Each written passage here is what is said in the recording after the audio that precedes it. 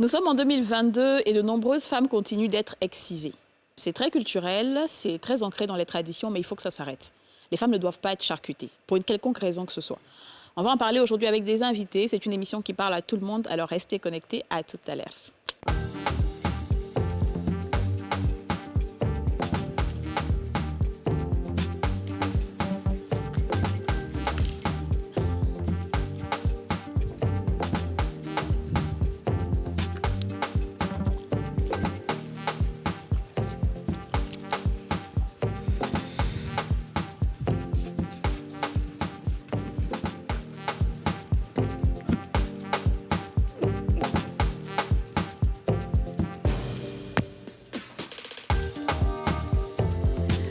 Bonjour à tous et bienvenue dans ce nouveau numéro des Femmes d'ici. Aujourd'hui, c'est mardi, c'est le lendemain de la Saint-Valentin.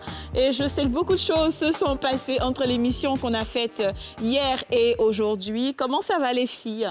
Super bien. Alors les filles, je vais saluer nos invités. Nous avons Clarisse Tewa qui est présidente d'ONG. S'il vous plaît! Hey! Beaucoup de bruit pour elle, pour tout le travail qu'elle fait. Elle est accompagnée de Lucie Koné, qui est une victime de l'excision. On applaudit les filles.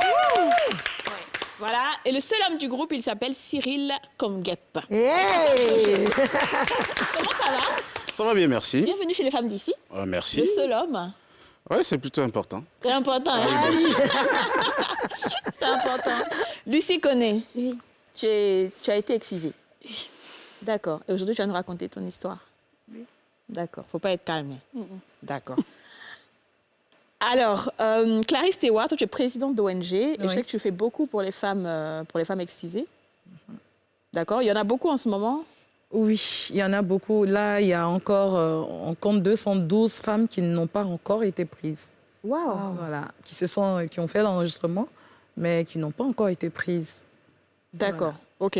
On va essayer de voir si la population, ce que la population pense. Aujourd'hui, on vous a posé la question, peut-on se remettre d'une excision? Et on écoute des réponses.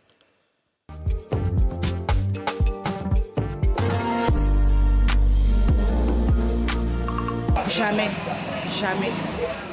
Parce que c'est une blessure, c'est une cicatrice, c'est beaucoup de choses. Ça crée beaucoup de choses dans la vie d'une femme. Bon, selon moi, on ne peut pas se remettre de l'excision parce que c'est comme si on perdait une partie de son corps. Donc, on ne peut pas s'en remettre de l'excision. Bon, dans la mesure où c'est une blessure, d'abord on subit la blessure. Mais après, on peut s'en remettre si la douleur cesse. Ouais, mais comme plaie incurable, on peut pas l'oublier. Parce que ça cause socialement un préjudice à la personne qui a été excisée. Et donc c'est difficile même.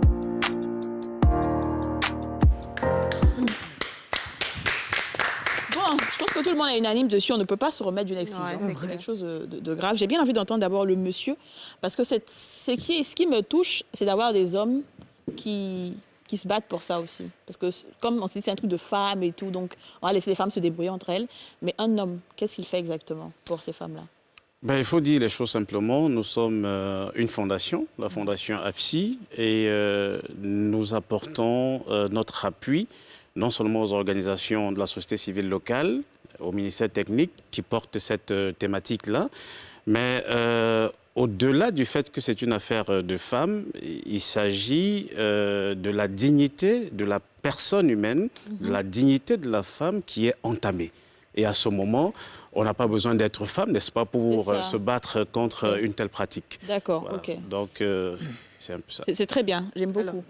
Moi, Oui, vas-y, Aurélie. moi, ce que je voulais vous demander, vous qui êtes beaucoup sur le terrain, pourquoi est-ce que les personnes pratiquent l'excision? Est-ce que c'est par rapport à une question de religion ou quelque chose de culturel? Pourquoi en réalité? Oui, allez-y. D'accord. Alors, j'étais déjà la semaine passée à Katiola avec des matrones.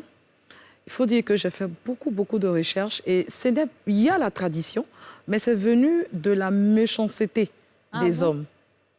Je le dis et je pèse mes mots. Dans l'Égypte ancienne, les gens partaient en guerre, d'autres partaient à la chasse. Et donc, on savait que le seul plaisir, on sait que le clitoris est un peu comme le moyen de plaisir de la femme, est un peu comme le petit pénis de la femme qui lui donne un fou plaisir. Donc, ayant réfléchi, voilà, et donc ils ont décidé d'enlever à la femme, voilà, ce petit plaisir-là. Et donc, quand ils partaient, quand ils excisaient les femmes, ils partaient et puis ils pouvaient revenir sans souci. Pour eux, la femme, voilà. On n'allait pas les tromper. Voilà, n'allait pas les tromper. Donc, c'est venu pour éviter la vitesse. Aujourd'hui, il n'y a pas que le clitoris qui est enlevé chez certaines femmes. Parfois même, c'est carrément cousu. Oui. Et c'est le mari, lors de la nuit de noces, qui va l'enlever. Donc, ça a beaucoup évolué. Pourquoi est-ce qu'on en arrive à finalement supprimer les lèvres en plus du clitoris? Pourquoi est-ce qu'on arrive à supprimer les lèvres, puisque à la base, c'est le clitoris qu'on était censé enlever aujourd'hui. On enlève les petites lèvres, parfois les grandes, et on arrive jusqu'à recoudre. Vous rejoignez ce que je dis quand je parle de la méchanceté. Parce que les gens pensent qu'il y a des femmes, malgré le clitoris coupé, là, il y a des femmes qui peuvent encore avoir un peu de plaisir. Et donc, ils vont plus loin pour dire que, voilà, si on coupe tout, qu'on la coupe, on ne pourra plus avoir de rapport. On peut faire 6 mois, 7 mois, voire 1 an et revenir la trouver là. Voilà. D'accord. Alors moi, je vais essayer de parler avec Lucie. Lucie, oui. Quand est-ce que tu as été excisée? À l'âge de 6 ans. À 6 ans. Mais 6 ans, tu étais beaucoup plus grande. Normalement, c'est à quel âge que ça se fait? Moi, j'ai cru comprendre que ça se faisait quand des enfants, c'est tout petit, comme ça, au moins, ils ne sentent pas, je sais pas. Bon, ça dépend de la mentalité des parents. OK. Voilà. D'autres parents peuvent dire, bon, comme chez nous, comme ça, ils ont dit que c'était la coutume. OK. Voilà. C'est mon papa qui a poussé ma maman à faire ça. Sinon, ma maman ne voulait pas. OK. Donc, il dit chez eux, c'est comme ça. C'est la tradition. Une fille, quand elle naît, là, on doit l'exciser pour qu'elle devienne femme. Pour qu'elle devienne femme? Oui, oui. Sinon, elle n'est pas femme tant qu'elle n'est pas excisée. Bon, d'accord. Ce que je ne comprends pas, en fait. Non, mais je pense... On dit qu'on enlève pour ne pas que tu aies du plaisir. Maintenant, comment est-ce qu'on enlève pour que tu deviennes femme? Ça dépend aussi. J'ai envie de répondre à ça. C'est malheureusement, moi, si vous voulez mon avis, c'est le manque de connaissances qui perdure en fait depuis l'ancienne Égypte jusqu'à maintenant. Aujourd'hui, nos parents, ils estiment que c'est quelque chose de tout à fait normal. En fait, ils sentent même pas. Ils ne rendent pas compte. Il n'y a aucune culpabilité. Exactement. Ils se disent qu'autant on circoncit un homme, autant la femme aussi doit le faire. Alors que ça vient d'une fausse. Voilà, comme elle l'a dit, ça vient carrément d'une fausse. D'accord, mais est-ce que quelqu'un a une explication par rapport à moi, je peux donner. Je pense que si les parents sont nés dans une culture et qui n'ont pas aussi fait les bancs de l'école, qui n'ont pas appris, eux, ils se tiennent à la coutume. Et pour eux, la coutume, c'est une honte de ne pas avoir une fille excisée dans leur maison. Pour eux, c'est comme s'ils exposent leur fille et ils lui prêtent des prête-noms. Hein. Comme oui, il veut que sa fille soit prostituée, ça sera la X du quartier ou du village. Donc, il faut le faire. C'est comme ça qu'ils le pensent, en fait, que c'est pas vrai, alors qu'ils sont en train de faire du mal. Moi, je pense que c'est pas nécessairement lié au fait de ne pas être à l'école. Il était scolarisé, voilà, il est parti, il partait, mais c'était une tradition. Oui, c'est une tradition, donc les gens même cet élément-là sur la tradition. Exactement. Ils vont déporter sur la tradition. Quand ils sont ici, ils te disent, par exemple, pendant les vacances, tu vas aller au village pour faire ça, parce que ça fait partie de la tradition. Tant que tu ne fais pas ça, tu n'es pas considéré comme un membre à part entière de la famille, du clan et tout. D'accord, OK. Là, c'est un autre débat. Et donc, à 6 ans, tu te rappelles encore, tu as encore les souvenirs? Oui. Waouh, OK. Comment ça s'est passé, si ce n'est pas indiscret? Bon, c'était un matin.